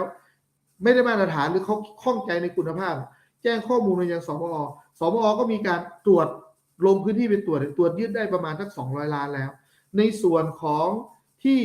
เป็นสินค้าที่อยู่ตามร้านค้าหรือผู้ผลิตทั่วไปตามโรงงานเนี่ยสมอไปยึดได้ประมาณ 4,000 กว่าล้านแล้วนะครับปีนี้นะครับที่ไม่ได้มาตรฐานเช่นเยอะที่สุดเหล็กเส้นข้ออ้อยเหล็กรูปประพันธ์ไม่ได้มาตรฐานพวกนี้ครับยึดมาได้ 4,000 กว่าล้านแล้วมูลค่าคือท่านจะมีคำถามมาเมื่อสัก10 นาทีก่อนหน้านี้ตอนที่เขาอู้กันถึงเรื่องของเหล็กเนาะเปิ้ลบอกว่าในยุคนี้เหล็กมันแพงแล้วเปิ้ลก็เลยต้องจ่ายเหล็กเยอะแล้วทีนี้เลยต้องไปซื้อเหล็กมือสองอันนี้เหล็กมือสองเจ้าคำว่าเหล็กมือสองนี่คือเหล็กที่ผ่านการใช้งานแล้วอะไรก็ตามที่ผ่านการใช้งานแล้วเราจะไม่ถือว่าเป็นมาตรฐานที่ต้องบังคับเพราะมันผ่านการใช้งานมาแล้วเจ้าไม่มีมาตรฐานครับเหล็กมือสองถ้าซื้อมาแล้วบ้านพังมาร้องเรียนกับสมอไม่ได้ครับมาตรฐานจะออกให้เฉพาะสินค้าที่เป็นของใหม่เท่านั้นของมือสองจะไม่มีมาตรฐานบังคับให้นะครับถ้าเขาไม่ได้มาตรฐานเขาก็ต้องได้มาตรฐานแต่ครั้งแรกที่เขาซื้อมาแล้วแต่พอผ่านการใช้งานแล้วเนี่ยไม่มาตรฐานไม่ได้ออกให้ใหม่แล้วออกให้ครั้งแรกครั้งเดียวถ้าครั้งแรกไม่ได้มาตรฐานมันก็คือไม่ได้มาตรฐานตลอดไปครับอันคนที่ไปซื้อนี่คนซื้อหรือว่าคนขายผิดเจ้าคนขายผิดคนขายผิดคนซื้อไม่ผิดครับถ้าผิดใส่หมวกกันน็อกไปสมมติว่าหมวกกันน็อกไม่ได้หมวกกันน็อกนี่เป็นมาตรฐานบังคับนะครับที่เราใส่ส่วนมากเราก็แซวๆกันว่าใส่เพื่อป้องกันตำรวจจับใช่ไหมไม่ใช่หรอกครับใส่เพื่อป้องกันชีวิตและทรัพย์สินของท่านนั่นแหละนะครับถ้าหมวกกันน็อกจำง่ายๆถ้าหมวกกันน็อกที่ไม่ได้มาตรฐานเนี่ยดูสีของพลาสติกหรือเวลาถ้ามันแตกเนี่ยถ้าไม่ได้มาตรฐานเนี่ยเนื่องจากพลาสติกมันคุณภาพต่ำเวลามันแตกมันก็จะกลายเป็นปากฉลามแทนที่มันจะแตกแต่ถ้าของแท้มันจะยุบมันจะไม่แตกครับยกเว้นรถ10 ล้อเหยียบมันแตกแน่ๆแต่ถ้ามันล่วงหัวใส่หัวเราเลยหัวฟาดพื้นเนี่ยผมยืนยันว่าหมวกกันน็อกถ้าเป็นมาตรฐานไม่แตกแน่นอนนะครับก็เอาซื้อไป2 แผ่นก็ได้ผมก็เคยไปบรรยายนะครับไอ้หมวกนึงเนี่ยไม่ได้มาตรฐานเรายึดมาอีกอันนึงได้มาตรฐานเนี่ยก็เอาค้อนตะปูนี่แหละครับตีแล้วผมไปบรรยายสมัยก่อนรับราชการอยู่สุโขทัยเนี่ยก็ไปบรรยายให้นักเรียนฟังเนี่ยเอาค้อนทุบให้น้องๆเนี่ยไปทุบเองเลยมันก็ทำให้น้องเข้าใจมากขึ้นว่าถ้าพลาสติกหรือเม็ดพลาสติกเอาหรือวัสดุที่เอามาทำของที่มันได้มาตรฐานเนี่ยราชการก็กำหนดอยู่แล้วว่าคุณสมบัติของเม็ดพลาสติกหรือเม็ดหรือวัสดุที่เอามาทำมันมีคุณสมบัติยังไงมันก็ไม่แตกแล้วมันก็ไม่เป็นริ่มอะไรที่ไปแทงศีรษะคนอย่างเงี้ยนะครับครับเจ้า ท่านเจ้าแล้วก็แถมเรื่องคำถามเปิ้นถามว่าแล้วจะซ้ำซ้อนกับอย.ก่อนในเรื่องของการผลิตน้ำดื่มน้ำอย่างมื้อเนี้ย อ๋อ เจ้า คือมาตรฐานบางอันนะครับ บางอันเนี่ยจะมีอย.ด้วย แล้วอันไหนบางอันก็จะมีมาตรฐานผลิตภัณฑ์อุตสาหกรรมด้วย แต่ถ้าเป็นอย.แล้วเนี่ยถ้ามีมาตรฐานผลิตภัณฑ์อุตสาหกรรมเนี่ยเราจะไม่บังคับให้พี่น้องประชาชนจะเป็นมาตรฐานทั่วไปเช่นน้ำดื่มไม่ใช่มาตรฐานบังคับเป็นมาตรฐานทั่วไป ถ้าใครอยากได้ตาสัญลักษณ์ไอ้สีน้ำเงินเนี่ยที่ผมว่าเมื่อกี้น่ะเป็นติดที่ตัวสินค้าทั้งที่ทุกขวดต้องผ่านอย.น้ำดื่มนะครับ เจ้า ก็สามารถมาขอตามอก.ที่ไปติดได้ จะไปดูว่าน้ำดื่มยี่ห้อดังๆจะมีสัญลักษณ์ของมอก.ไปด้วยนั่นคือขอทั้งอย.ขอทั้งมาตรฐานภาคสมัครใจ มอก.คือเอาไปติดแล้วทำให้ดูดีมีระดับนะครับ เจ้า สิน ปลอ ค้า ด ตัว ภัย นั้น มา นะ ก ครับ ขึ้น ครับ เจ้า แต่ถ้าเป็นมาตรฐานบังคับแล้วเนี่ย จะไม่ซ้ำมีอย.แต่ส่วนมากอย.ออกไปทางเรื่องยาเป็นหลัก แต่ถ้าจะมี จ้ะ อาหารเนี่ย ถ้าเป็นมาตรฐานบังคับอาหารเนี่ย จะมีณวันนี้ที่ผมจำได้จะเป็นสับปะรดกระป๋องครับ สับปะรดกระป๋องเนี่ยอย ก็มีมอก.บังคับเลย เพราะอะไรมอก.บังคับที่กระป๋องเนี่ย กระป๋อก ระป๋อง ง ถ้าไม่ได้มาตรฐานเนี่ย อืม ใส่ไปนานๆ เจ้า เนื่องจากสับปะรดมันมีรสเป็นกรดใช่ไหมครับ มันก็จะไป เจ้า กัดกระป๋องทำให้ข้างในเป็นสนิม มันก็เป็นอันตรายกับผู้บริโภคไม่มีความปลอดภัย อันนี้เป็นมาตรฐานบังคับ ในส่วน ถ้ากรณีแพ็คขวดแล้วเจ้า อันไหนนะครับ ถ้ากรณีแบบแพ็คในขวดไม่ใช่กระป๋องเนี่ยเจ้าเป็นขวด ณวันนี้ แก้ว รูปแบบของสับปะรดที่ทำใส่ขวดแก้วขายยังไม่มี ไม่มี มีแต่ใส่กระป๋องสังกะสีเคลือบดีบุ อ๋อ ครับ อืม แล้วมันเป็น ปล สินค้าส่งออกของประเทศไทยที่ค่อนข้างเยอะพอสมควรที่ออกต่างประเทศ นะครับ แล้วก็มันมีผลกับด้านเศรษฐกิจด้วย ถ้าสับปะรดล้นตลาดขายไม่ได้ หรือว่าผลิตภัณฑ์สับปะรดเรามีมาตรฐาน ไม่ได้มาตรฐานส่งออกนอกไปแล้วเนี่ย มันก็จะมีปัญหาในเรื่องคนไม่ซื้อเกษตรกรก็ขายของไม่ได้ ขายสินค้าไม่ได้ สินค้าราคาตก อันนี้ก็เป็นอันนึงสมอ.นอกจากจะดูแลเรื่องคุ้มครองผู้บริโภคแล้วเนี่ยยังมีหน้าที่เสริมสร้างด้านเศรษฐกิจครับ ถ้าสินค้าผมยืนยันนะครับสินค้าทุกชิ้นที่ผลิตแล้วส่งออกเนี่ยถ้าไม่มีมาตรฐาน ผมมานั่งทำงานอยู่สมอ. 4 เดือนเนี่ยแล้วก็เป็นข้าราชการกระทรวงอุตสาหกรรมมา34 ปีนี้นะครับ ยังไม่เห็นสินค้าในส่งออกนอกประเทศไปแล้วเนี่ยไม่มีมาตรฐาน มีมาตรฐานทุกตัวครับ อาจจะเป็นมาตรฐานมอก.ทั่วไปมอก.บังคับ หรือประเทศไทยไม่ได้กำหนดสินค้านั้นเป็นมาตรฐาน บางเรื่องเราก็ไม่ได้กำหนดทุกอันนะครับคนผลิตก็ไปเอามาตรฐานของต่างประเทศมาผลิตที่ประเทศไทยเพื่อส่งออกถ้าจะทำอย่างนี้แล้วเนี่ยไม่มีทางเลย ไม่งั้นผมไม่ยืนยันหรอกว่า ถ้าตราบใดที่เราผลิตสินค้า โดยไม่คำนึงถึงมาตรฐานหรือไม่มีมาตรฐานเนี่ยการที่จะทำให้ธุรกิจนั้นผลิตสินค้าประสบความสำเร็จในการทำธุรกิจยากครับ จะเป็นมาตรฐานอะไรก็ได้มาตรฐานเรื่องสินค้า มาตรฐานเรื่องการท่องเที่ยวมาตรฐานเรื่องการให้บริการพวกนี้ณวันนี้คำว่ามาตรฐานจะเข้ามามีบทบาทมากขึ้นเรื่อยๆแม้กระทั่งณวันนี้ทำสินค้าเกษตรปลูกนู่นปลูกนี่ยังมีมาตรฐานเขาเรียกมาตรฐานสินค้าเกษตรมกอชมาตรฐานสินค้าเกษตรนะครับยังใช้เลยณวันนี้ก็จะมีความสัมพันธ์เพิ่มขึ้นซึ่งสมอ.เองอย.เองมกอชเนี่ยมาตรฐานสินค้าเกษตรก็จะทำงานคู่กันครับพวกเราก็จะทำคู่กันไปบางอย่างมันก็จะซ้ำกันเวลาออกมาตรฐานทีนึงเนี่ยไม่ใช่สมอ.นั่งออกอยู่ฝ่ายเดียวนะสมอ.ต้องไปเชิญผู้รู้เชิญอาจารย์เชิญนักวิชาการแม้กระทั่งชาวต่างประเทศบางทีเขามีความชำนาญเรื่องนี้เราก็เชิญเขามาเป็นกรรมการให้ว่าควรจะเขียนว่ายังไงควรจะทำยังไงแล้วไปเชิญผู้ผลิตมาด้วยว่าถ้าเราจะออกอย่างนี้แล้วผู้ผลิตในประเทศสามารถผลิตได้ไหมแต่ถ้าเราออกไปแล้วผู้ผลิตในประเทศไทยก็ไม่สามารถผลิตสินค้าพวกนี้ได้สมอ.จะออกไปทำไมออกไปแล้วมันไปกีดกันสินค้าอุตสาหกรรมในบ้านตัวเองแล้วที่ผมบอกว่าสมอ.มีหน้าที่ส่งเสริมสนับสนุนโดยเอามาตรฐานมาส่งเสริมให้ผู้ประกอบการในบ้านเราเนี่ยมีความสามารถในการแข่งขันถ้าออกไปแล้วผู้ประกอบการในประเทศเราไม่สามารถทำได้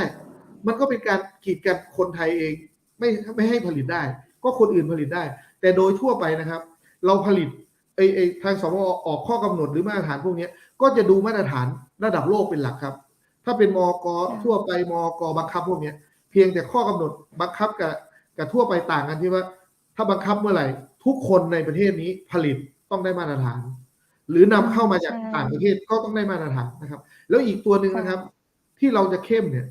การตรวจเข้มสินค้านำเข้าจากต่างประเทศ ณ วันนี้จะมีการนำเข้าระหว่างเข้า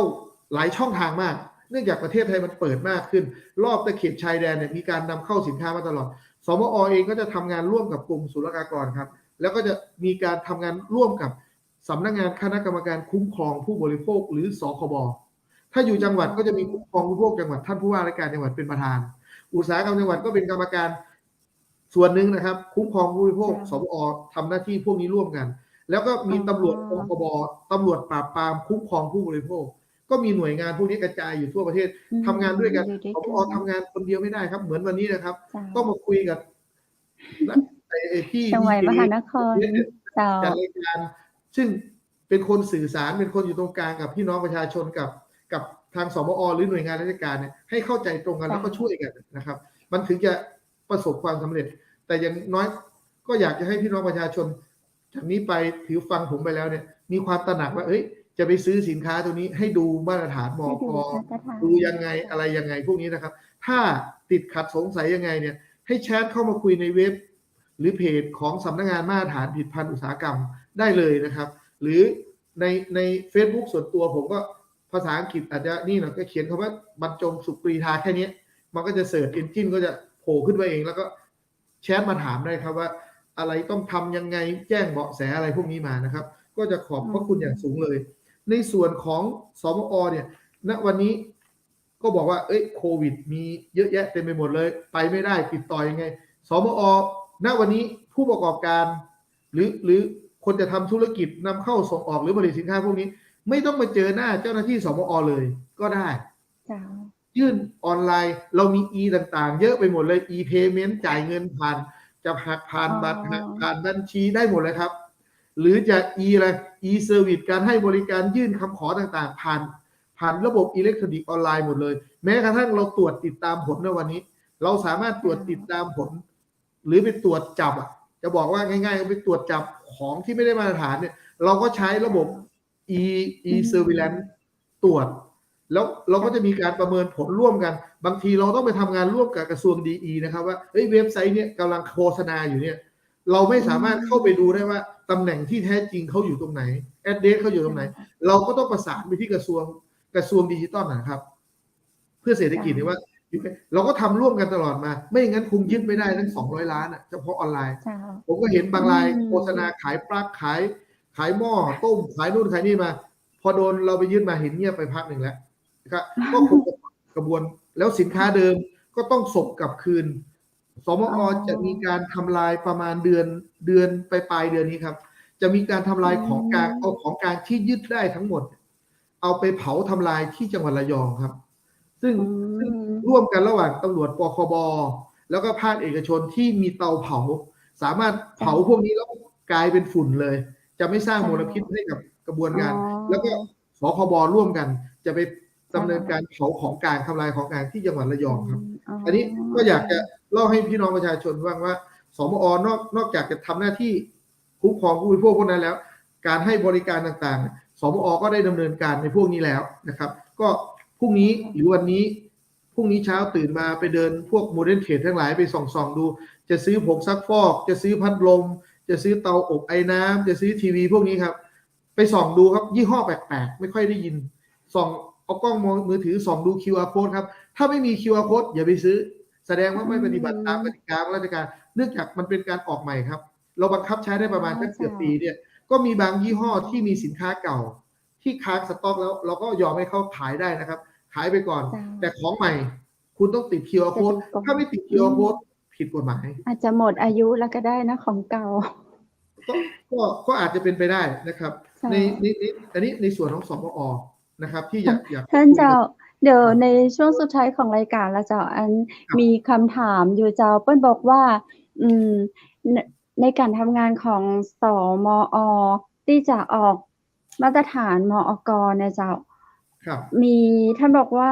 มีบทบาทในเรื่องของการส่งเสริมแต่ในการเก็บค่าธรรมเนียมค่อนข้างจะสูงคือณวันนี้สถานการณ์โควิด สมอไม่ได้เก็บค่าธรรมเนียมเลยนะครับ ยกเว้นค่าธรรมเนียมทั้งหมดเลยนะครับ เจ้า แต่ค่าบริการถ้าปกติ ถ้าเป็นมอกบางทีก็ค่าตรวจประเมินเจ้าหน้าที่ออกมาตรวจประเมินเนี่ยวันหนึ่งแพงนะครับเป็นหมื่นนะครับ ก็เจ้าหน้าที่ก็จะไปวันไม่เกิน2 วันนะครับ ประมาณนี้ค่าธรรมเนียมปกตินะครับ แต่ช่วงสถานการณ์โควิดก็จะยกเว้นค่าธรรมเนียมให้กับพี่น้องประชาชนที่จะมาขอถ้าถามว่าถ้าผมถึงบอกไงครับถึงอธิบายว่าสมอเรามีผลิตภัณฑ์หรือบริการเนี่ยตั้งแต่มผชระดับชาวบ้านแล้วก็มากเอสที่เป็นสีเขียวใช่ไหมเมื่อกี้เนี่ยสัญลักษณ์แล้วก็มาเป็น ISO มาเป็นมกมันก็จะแพงขึ้นลำดับการตรวจประเมินของ ISO ทีนึงเนี่ยเป็นแสนนะครับไม่ใช่เป็นหมื่นนะแต่ถ้าเป็นมกเนี่ยแค่เป็นหมื่นนะครับก็ถ้าเป็นผู้ผลิตจริงๆนะครับถ้าเป็นภาคอุตสาหกรรมจริงๆเนี่ยผมคิดว่าค่าใช้จ่ายในการตรวจประเมินนี้ก็ไม่แพงมากนะเช่นทำอะไรครับผลิตพวกเครื่องใช้ตู้เย็นทีวีพัดลมพวกนี้ไม่มีปัญหาพวกนี้ถ้าพี่น้องประชาชนติดขัดในเรื่องค่าธรรมเนียมตรงนี้นะครับท่านไปขอมกสนะครับตอนนี้ทางสมอเองจะไปร่วมมือกับทางสำนักงานสสวนะครับจะไปร่วมกันออกมกเอให้กับพี่น้องประชาชนแต่ถ้าเป็นเรื่องบริการไม่ต้องเสียเงินแต่ถ้าเป็นผิดพันเรื่องการตรวจวิเคราะห์ครับแพงครับเพราะอะไรเครื่องมือในการตรวจวิเคราะห์ชิ้นหนึ่งเนี่ย100 ล้าน50 ล้าน40 ล้านถ้าเป็นแลบเอกชนเนี่ยก็จะแพงมากเลยแต่หน่วยงานของรัฐก็จะมีการตรวจประเมินให้อย่างมีสถาบันไฟฟ้าสถาบันยานยนต์สถาบันเหล็กกล้าสถาบันก่อสร้างพวกนี้ก็จะมีเงิน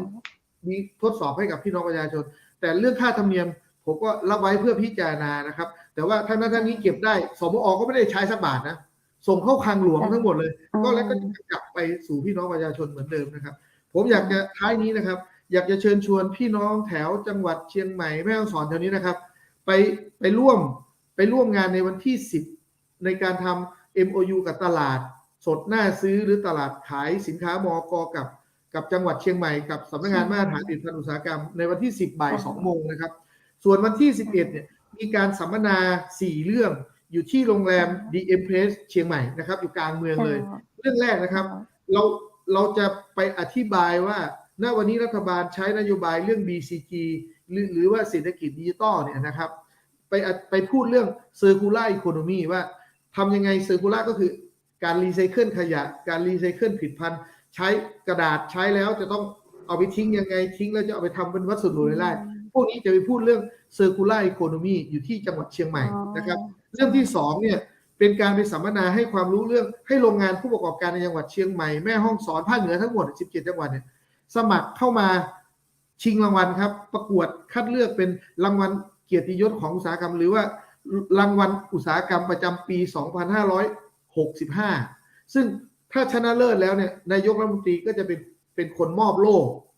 หรือมอบรางวัลให้กับอุตสาหกรรมที่ผ่านการตรวจประเมินตัวนี้แล้วก็จะไปให้ความรู้ว่าท่านจะต้องเตรียมตัวเบื้องต้นยังไงอันนี้สำหรับผู้ประกอบการแต่อีกอันนึงอยากจะสมัครทางพี่ดีเจผมก็น่าจะเจอกับพี่ดีเจนะวันที่11ถ้าว่าถ้ามีไปเจ้าลงชื่อไปแล้วเจ้าจังหวัดมหานครพระเจ้าไปเจ้าท่านเจ้าเรื่องมอกนี่แหละว่าต้องทำอะไรยังไงเราจะสื่อสารเราจะทำกระบวนการภาคีในการทำงานช่วยเหลือคุ้มครองผู้บริโภคกันยังไงให้กับพี่น้องประชาชนอันนี้เป็นภาพของนักจัดรายการหรือสื่อมวลชนภาคเหนือทั้งหมดเลยที่จังหวัดโรงแรม DM Place นะครับ DM Place เหมือนกันท่านเจ้ามีคำถามหัวใจไปมีคำถามจากคุณผู้ชมอยู่นะเจ้าหน้ากากอนามัยเป็นมอกบังคับไหมครับ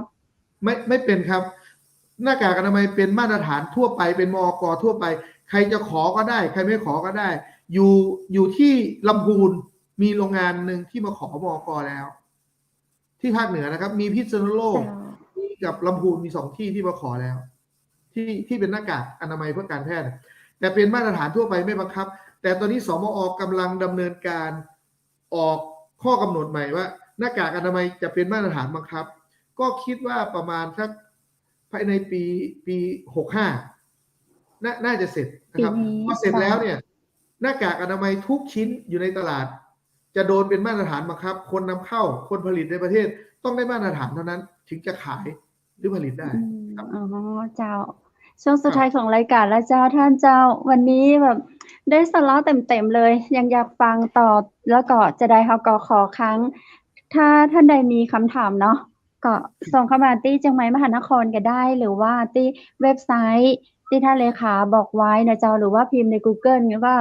สมอก็เดี๋ยวก็ตึงจะขึ้นมาเยอะแยะเลยเนาะให้เราเข้าไปเลือกได้เลยจะเอามีเว็บไซต์หรือว่าจะแจ้งข่าวอย่างก็สามารถแจ้งเข้าไปได้ผ่านเว็บดังกล่าวนะเจ้าท่านอยากฝากอย่างถึงพี่น้องประชาชนเพิ่มเติมก็เจ้าก็ฝากความห่วงใยพี่น้องประชาชนชาวแม่เสลียงนะครับ โดยเฉพาะแม่เสลียงช่วงนี้อากาศน่าจะดีเดินสบาย แต่ยังไงก็ตามก็ห่วงใยเรื่องการระบาดของไวรัสโควิดนี่นะครับ ไม่ว่าจะเป็นโอมิครอนหรือว่าเดลต้าก็ตามนะครับ ก็ฝากพี่น้องประชาชนใส่หน้ากากทุกครั้งทำตัวอะไรทำตัวเองให้สอดคล้องกับสถานการณ์ปัจจุบันก็คือทำตามคำแนะนำของสคบนะครับไอศูนย์ไอสคบนะครับให้คำแนะนำเรื่องสุขภาพเรื่องการป้องกันสุขภาพพวกนี้นะครับก็เป็นห่วงพี่น้องประชาชนก็คิดว่าสบอจะทำหน้าที่เป็นผู้ปกป้องสิทธิในการใช้สินค้ามาตรฐานผลิตภัณฑ์ทุกอย่างให้กับพี่น้องประชาชนให้ดีที่สุดเท่าที่จะทำได้ครับขอบพระคุณมากนะคขรับอบพระคุณท่านเจ้าสวัสดีเจ้าคุณผู้ชมเจ้าได้สาระได้ความรู้ได้ความเข้าใจเนาะล้นเต็มตี้เลยนะเจ้าถ้าท่านใดที่มีคำถามนะเจ้าวันนี้เนาะถ้าท่านบ่ตันตอบฮื้อเตื้อนะเจ้าก็สามารถพิมพ์เข้าไปหรือว่าจะแจ้งผ่านทางสถานีวิทยุจังหวัดมหานครเราก็ยินดีที่จะเป็นสื่อกลางฮื้อนะเจ้าคุณผู้ชมเจ้าโอกาสหน้าเราจะเชิญท่านมาอู้มาจาไปเฮาแหมเนาะเป็นสิ่งที่ดีกับพี่น้องประชาชนอย่างแล้วข้าเจ้าก็ขอแสดงความยินดีกับเจ้าแม่ออนใต้เตยเนอร์ที่จะได้เป็นหมู่บ้านมอก แห่งแรกของประเทศไทยโมเดลกันเลยทีเดียวนะเจ้าคุณผู้ชมเดี๋ยวข้าเจ้าก็มีตังค์อยู่แถวแม่ออนนั่นน่ะก็เดี๋ยวจะแวะไปแอวหาอันป้าอุ๊ยแม่อุ๊ยตังแม่ออนใต้นะเจ้าจะได้ก็เนาะยินดีตัวยจากเชียงใหม่หมู่บ้านแห่งไรบาหลายหมู่บ้านนะเจ้าวันนี้เรามีหมู่บ้านต้นแบบจังแม่ออนใต้ละเนาะตังแม่กำปองตังหยังอยากได้นะเจ้าก็ลองไปดูหมู่บ้านต้นแบบที่แม่ออนใต้ซึ่งในวันนี้ท่านเลขาธิการสำนักงานมาตรฐานผลิตภัณฑ์อุตสาหกรรมนะเจ้าท่านบรรจงสุกรีธานะเจ้าซึ่งท่านเป็นผู้บริหารหน่วยงานราชการที่กำกับดูแลด้านการมาตรฐานสินค้าของประเทศไทยเราเลยนะเจ้าแล้วก็รวมถึงต่างประเทศตัวแหมเนาะที่เอามาให้เราเข้าใจเอามาให้เราพอเอามาให้เราก่อยรวมถึงอธิบายอย่างแจ่มแจ้งเลยนะเจ้าคำถามต่างๆที่มีไว้เดี๋ยวฝากโอกาสหน้าจะเชิญท่านมาอู้มาจากกับเราแหมเนาะสำหรับวันนี้อ่าข้าเจ้าดีเจคำเพชรนะเจ้ามาอยู่กับคุณผู้ชมเนาะดีเจวุฒิน่าจะอยู่บนว่าน้องบนฟ้า อยู่บนเครื่องบินอยู่เจ้าบินจากเชียงใหม่กรุงเทพเชียงใหม่เจ้าอันนี้วันนี้บ่ได้มาร่วมปู้จาตวยข้าเจ้ากับท่านเลขาสกรรมนะเจ้าก็คือดีเจวุฒิเดินทางโดยสวัสดิภาพวันพรุ่งนี้น่าจะมาปะกับคุณผู้ชมได้นะเวลาเดิม2 ทุ่มถึง3 ทุ่มสำหรับวันนี้นะเจ้าข้าเจ้าก็ขอขอบคุณผู้สนับสนุนรายการตังขนมผักกรอบปรุงหวานด้วยน้ำผึ้งนะเจ้า เป็นผักกรอบที่มีนอกจากมีผักแล้วมีผลไม้นะเจ้ากินแล้วมีประโยชน์บ่อ้วนไผที่อ้วนอยู่จะกินเพื่อลดน้ำหนักควบคุมน้ำหนักได้นะเจ้าอันนี้ก็สอบถามรายละเอียดเพิ่มเติมได้นะเจ้าที่0856163199และ0612890112นะเจ้าขอบคุณทางโรงแรมแม่เสลียงเวียงงามตัวยนะเจ้าเปิดบริการตลอด24 ชั่วโมง แอลเหนือแอลหนาวนะเจ้าได้บรรยากาศดีต้องโรงแรมแม่เสลียงเวียงงามโทรทำได้นะเจ้า0536214444เจ้าและวันนี้ข้าเจ้าขอขอบคุณผ้าพื้นเมืองชุดไทยใหญ่นะเจ้าโทรสอบถามรายละเอียดเพิ่มเติมได้เนาะหนาวนี้ก็คลุมกันด้วยผ้าไหมงามๆนะเจ้า0826166889บริการฮื้อเจ้าแล้วก็ จำหน่ายตึงราคาปลีกราคาส่งทั่วไทยเจ้าสุดท้ายข้าเจ้าดีเจคำเพชรนะเจ้าและทีมงานจากไหมมหานครขอขอบคุณท่านเลขาบรรจงสุกรีธา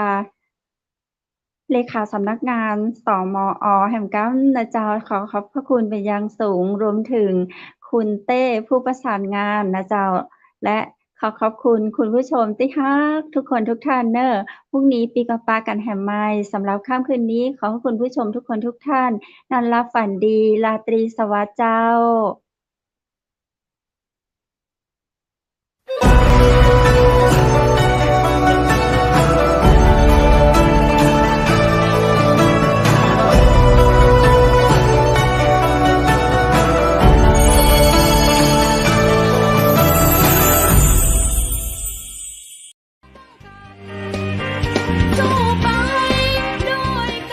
สถานีวิทยุเจียงใหม่มหานคร 107.25 เมกะเฮิรตซ์ขอแสดงความห่วงใยและเป็นกำลังใจให้ทุกท่านในช่วงการระบาดของโรคโควิด -19 ในครั้งนี้เพื่อลดความเสี่ยงควรสวมหน้ากากอนามัยทุกครั้งล้างมือเป็นประจำขอให้อยู่ที่บ้านให้นักที่สุดด้วยความปรารถนาดีจากหมู่เฮาเจ้าเจียงใหม่มหานครสนับสนุนโดยกาแฟโกแม็กคอฟฟี่และโรงแรมแม่เสรียงเวียงงามโทร 053-621-444 และ 081-595-2883